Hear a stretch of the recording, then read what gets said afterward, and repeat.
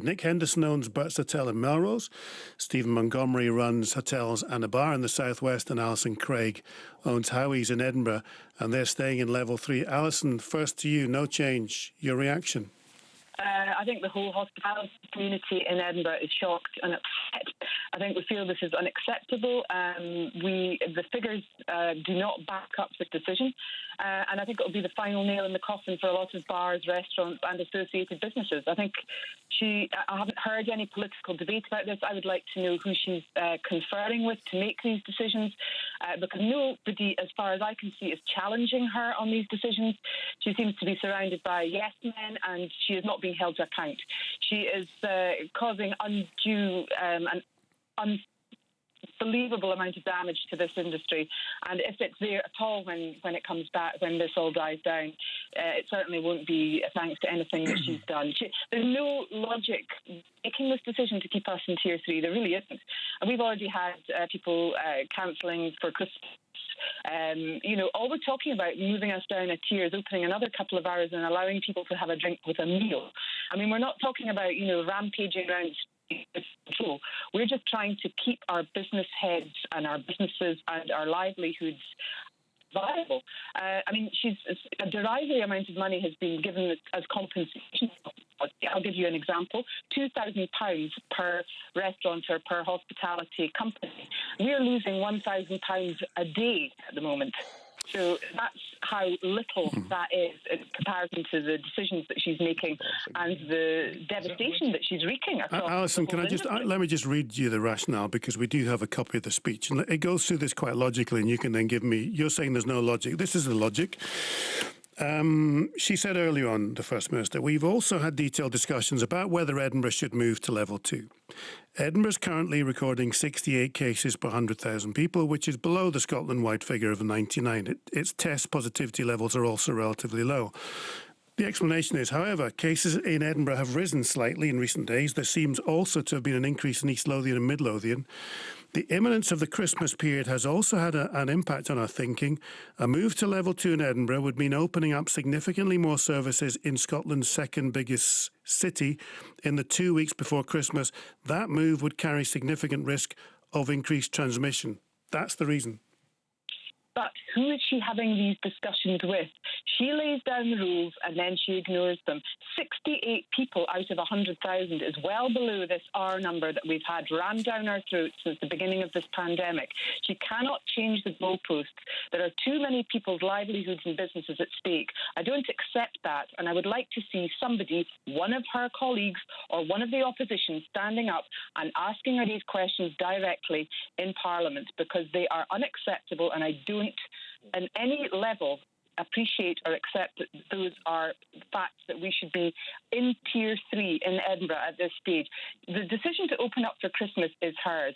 That, if she thinks it's going to cause this absolute outpouring and this huge increase in COVID, maybe that's the decision that should be looked at, not running up to Christmas. I mean, we've got 3 weeks to go, and if we're unable to sell alcohol in our business, and we have to close at 6 o'clock every evening, who on the run-up to Christmas is going to be going out and being for a non-alcoholic celebration with their friends and family and having to leave that premises at 6 o'clock? It's just not a viable business.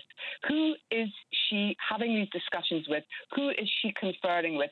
Which business leaders in the Scottish area of Edinburgh and Glasgow or any of the other council areas is she sitting down and conferring with? I'd like to know the answer to that question. All right, Alison Craig, thank you very much indeed. I'm sure she is consulting the scientists, the health professionals and her business advisors. Stephen Montgomery, Dumfries and Galloway, what do you make of what's happening? Hi, John. Nice to be back again. Welcome for Dumfries and Galloway. It gives us a bit of a boost coming to Christmas, but I think your line's just dropped off. Nick Henderson, are you there? Nick Henderson. Hi, John. Yeah. Nick Henderson, Melrose and the Borders. Does this mean Christmas dinner with a glass of wine will be on for you and the customers? Certainly. I'd like to extend our offering from 8 o'clock until 10:30, and people can come in for a drink now. They don't necessarily have to have a meal. So obviously very happy, but it's rough as anything from Edinburgh. My heart goes out to them, it really does. I know a couple of restaurateurs up there who are absolutely gutted. about the decision. But obviously, I'm happier that we are in a better place now. But yeah. I wonder if Stephen Montgomery, are you back? Stephen Montgomery. I think he's just being hooked up. Are you there, Stephen? Yes, I'm there. Sorry, I think it's a bad area. Yeah, the saying there, a very welcome result for Dumfries and Galloway. It gives us a boost for Christmas, but I'm absolutely deplored at the stance that she's taken with Edinburgh, the First Minister today, when Edinburgh has a far, far lower rate of infection per 100,000 than Falkirk have, and we see Falkirk going into level 2.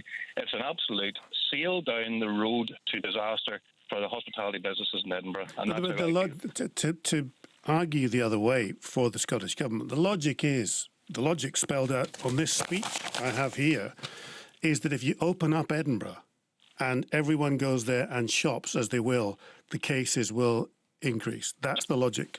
Yeah, that's okay. Well, I'll throw it around the other way, John. Why not opening hospitality in Glasgow to level 3 at 6 o'clock on a Friday evening, which means they can't trade on Friday? Does not mean that they can't trade until Saturday morning, but she's allowing retail to open at 6 o'clock on a Friday morning. And we've seen the pictures come up from London and everywhere else where we have all these retail stores absolutely ram-packed with people doing their Christmas shopping, and she will not allow people to come into hospitality and sit and enjoy a safe social meal when they're out doing their Christmas shopping. If that was the case, then why not allow Edinburgh to open till 10 o'clock in the evening without alcohol, to allow people to have a normal evening service where they can sit and relax in a safe environment? It is an absolute disgrace for hospitality that this has been allowed today. So this logic that's spelled out in this speech, you just don't buy it, is that right? I don't buy it at all. Well, if that's the case, why has Falkirk come down to level 2? Because Falkirk will have shoppers out as well. So, but Edinburgh, the density in Edinburgh, the logic again, to go back to this speech here, the logic again is that the health risk will be far greater in Edinburgh because of the density of shoppers in Edinburgh.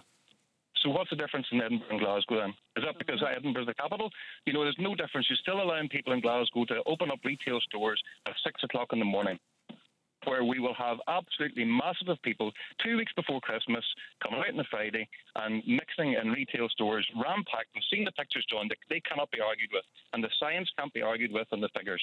And we still haven't had any evidence at all from Scottish Government to say that there is an onward transmission from hospitality. SHG, it's 1.8 million customers we served between the 15th of July to the 30th of September with 17 confirmed cases. Now, you tell me where's the safest place to be. OK, Stephen Montgomery, Nick Henderson, Alison Craig, thank you very much indeed. That's an extraordinary reaction, isn't it? That is an extraordinary reaction from that industry. 80295 is the text, 80295. Well, Councillor Russell Imrie is from Midlothian Council. Cammy Day is the Deputy Leader of Edinburgh City Council. Cammy Day, your reaction? Furious. Absolutely furious that we've been remained on Tier 3 when we have consistently sat within the criteria set by the government in Tier 2 for at least the last week. The rationale, again, I've got this speech in front of me. The rationale is, and this is the First Minister's speech, Edinburgh currently recording 68 cases per 100,000 people, which is below the Scotland-wide figure. However, cases in Edinburgh have risen slightly in recent days. The imminence of the Christmas period has also had an impact on our thinking. A move to level 2 in Edinburgh would mean opening up significantly more services in Scotland's second biggest city in the 2 weeks before Christmas. That move would carry significant risk of increased transmission. Yeah, I don't disagree that that is possible, but the criteria set by the government, we have met consistently over the last period. The numbers in Edinburgh are lower than that in Aberdeen City, Falkirk, yet they remain in Tier 2.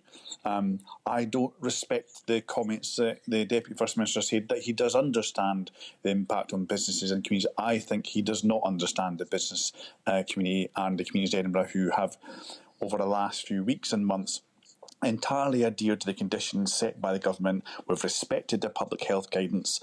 On Friday last week, the Directors of Public Health told the Council that we would be recommended for Tier 2. In a call with the Chief Executive and the Council Leader on Sunday, the Deputy First Minister made no objection to that, and then we were remained on Tier 3. So everything has been consistent with recommendations. We've adhered by the public health guidance. We've respected that. And now the government has ignored that. These are strong allegations. You're saying two things. One is they don't understand business. And secondly, they told you effectively you were going to Tier 2. They're not allegations, they're facts, and Directors of Public Health will confirm that. And I think if you speak to some of the business community or Essential Edinburgh and the impact and closures on the many businesses that are already happening, and we're maybe hoping for that ray of light at the end of the... Hang on, are you saying, Cammy Day, on air that you were told that you'd be in level 2? I wasn't in the meeting. The Chief Executive is in that discussion with the Directors of Public Health on Friday, where we were advised that the Tier 2, we have consistently remained in the figures for Tier 2 set by the government.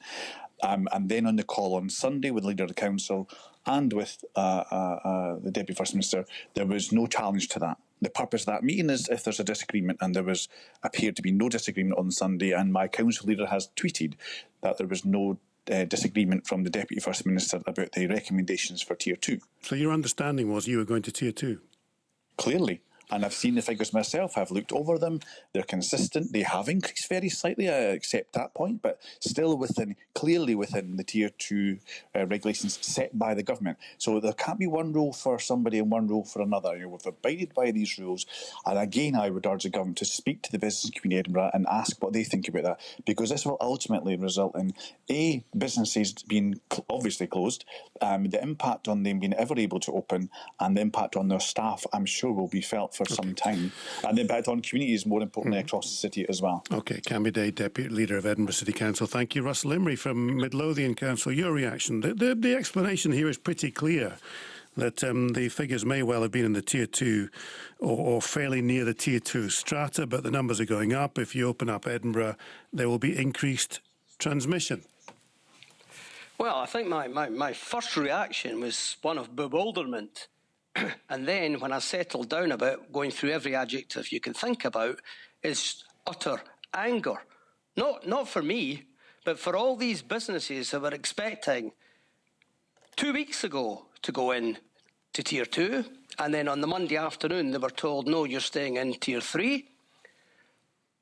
Then the following week we were still at Tier 2 levels set by the government, as Cammy Day rightly says.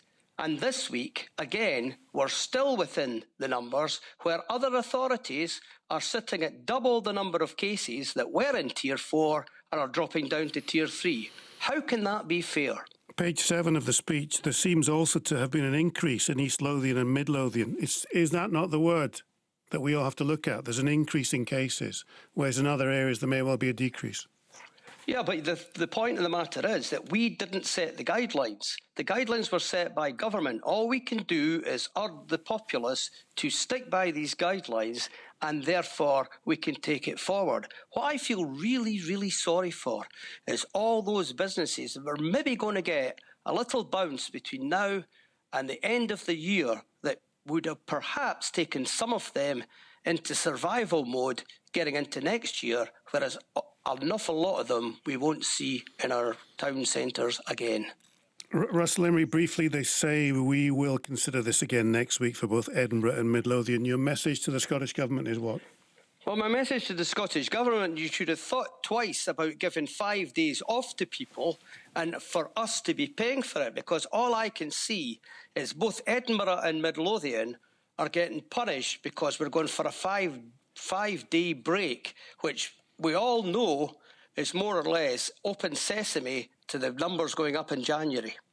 And what a price to pay for all our businesses in both Edinburgh and Midlothian.